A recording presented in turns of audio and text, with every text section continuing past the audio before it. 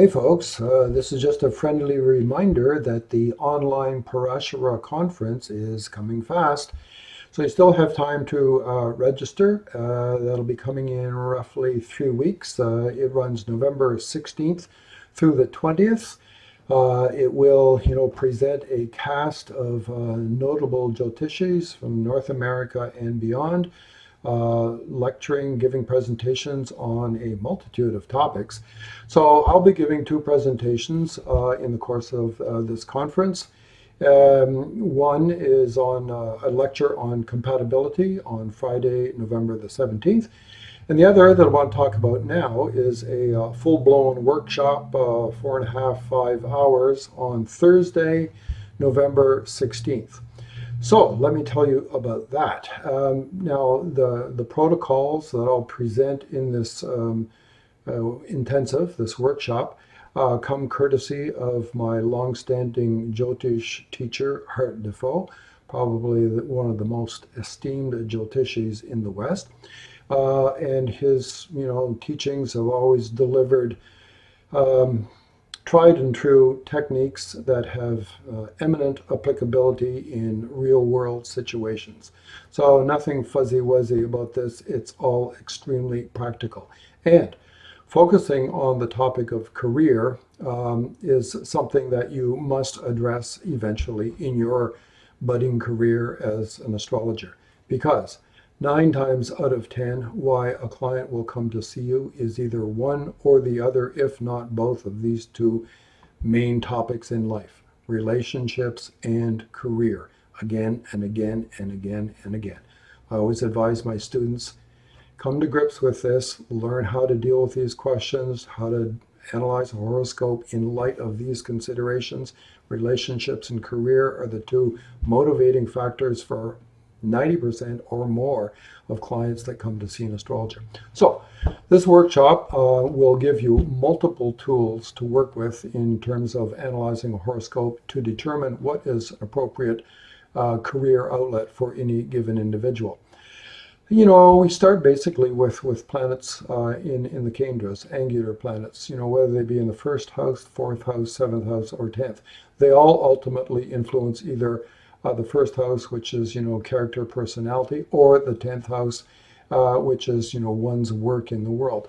So we can look at grahas and kendras as a generic sort of litmus test for what a person is attracted to.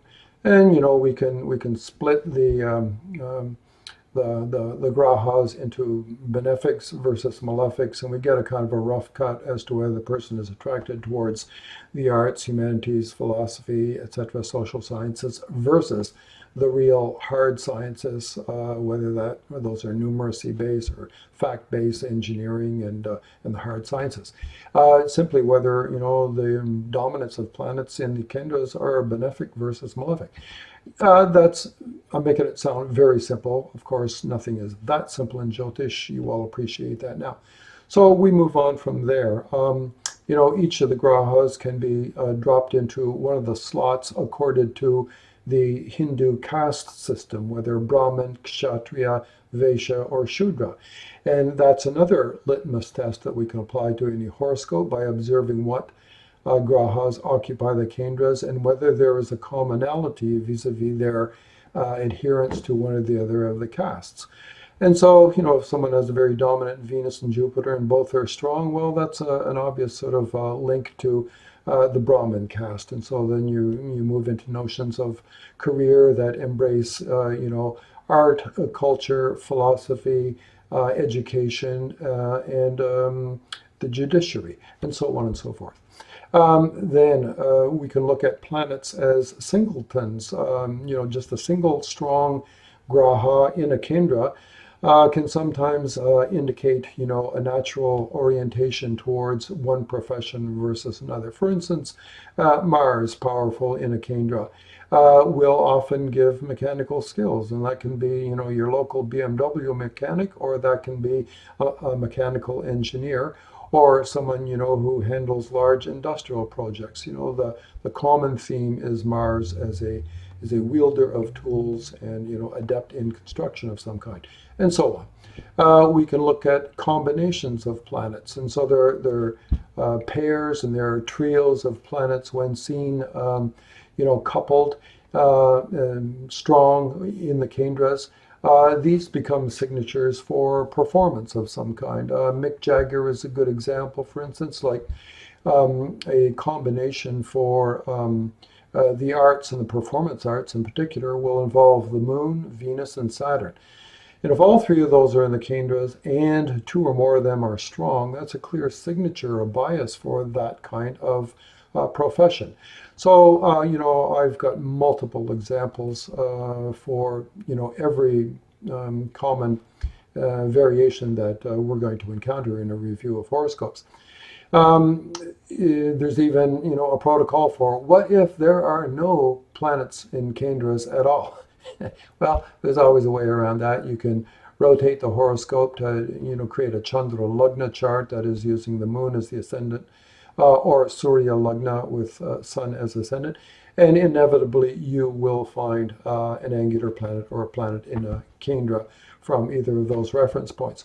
That's kind of a fallback position, but you can also use that as corroborative when you do the normal analysis.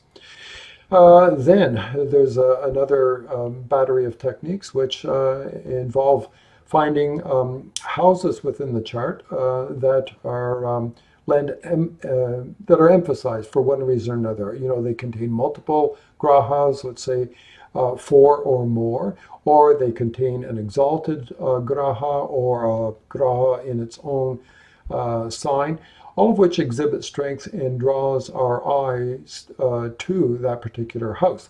And, then we're driven by themes of profession by virtue of Bhava. I'm going to give you all the rules and tips for that entire protocol as well, too. Last but not least, there's another technique called the Sudarshan technique, which basically involves looking at the horoscope from 3 different perspectives. What we call the Udaya lagna, which is the literal eastern horizon, the rising sign at birth, which we're all familiar with because that's the way we normally analyze a horoscope. But for corroborative reasons, we can also rotate the chart to place the moon in the ascendant, so what we call Chandra lagna, and likewise sun in the ascendant, Surya lagna. So when we look at the lords and occupants and grahas aspecting each of those 3, Udaya lagna, Chandra lagna, Surya lagna, we then look for out of that cast of characters, the grahas influencing those 3 different lagnas, we look for that which occurs most frequently. So, commonly recurring graha that influences all 3 of those lagnas. And then we look for grahas that are also in strength. And that becomes effectively what we call a pointer planet, which may itself indicate the profession, the likely profession, or will act as a pointer to another strong graha in the horoscope that does represent the profession. So, you're going to need to see this in order to get a better sense of it, but I've got multiple examples that are going to walk you through this so that you become very conversant with this. And ever since I first learned this some 15 years ago, I've used it with every single horoscopic analysis that I've done for a client since then. It is very informative, not only for career orientation, but for general sort of personality, character traits that are informative for the way a person acts in a life, but especially in terms of career orientation. Towards the end of this workshop, then I'm going to use all of this to help us analyze horoscopes to determine, who are the sort of people who are inclined for, dependent type employment, people that need to, have a regular salary and work for somebody else, versus those who are more, autonomous, more likely to be self-employed, to be, freewheeling in that respect. That's an important distinction when clients come to see you and ask you, what should I do? We can also analyze a horoscope and determine, on the basis of educational qualifications or prospects, is a person likely to go, simply up to the skilled trades level and, work with tools and be an adept in one or the other of these, well-respected and well-paid occupations, plumbers, electricians, and so on? Or do they have the educational requisites to go beyond that and use their other skills to, aspire to higher professions, whether that be doctor or lawyer or engineer and so on? There's another protocol for determining whether people are inclined for government service. Whether that be at the lower level or intermediate or high levels of government aptitude. And last but not least, does the horoscope have what it takes to indicate an entrepreneur? Somebody who can be, a successful manager of their own career, solicit cooperation from other people, raise monies, stick handle their way through, the many challenges of an autonomous career. All of this jammed into this 4.5, 5 hours of an intensive workshop. There is a lot of information that I'm going to dispense during the course of this workshop. Be prepared to look at a lot of horoscopes, but also be prepared to come away with a lot of really good techniques that you can use ever after in the analysis of horoscopes. First for yourself, for your friends, for your family, and then inevitably for clients who will come to you for clarification of their own career options. So check out the website. The address is right here on the screen, parasharaconference.com. It runs from 16th to the 20th of November. As I said, there's maybe 15, 20 different Jyotishis will be presenting various lectures and or workshops. You can register for the entire conference. You can register for only 1 or 2 days. You can register for individual lectures and workshops. So it's up to you how deeply you want to dive into all this. So go for it. Hope to see you there. Bye for now.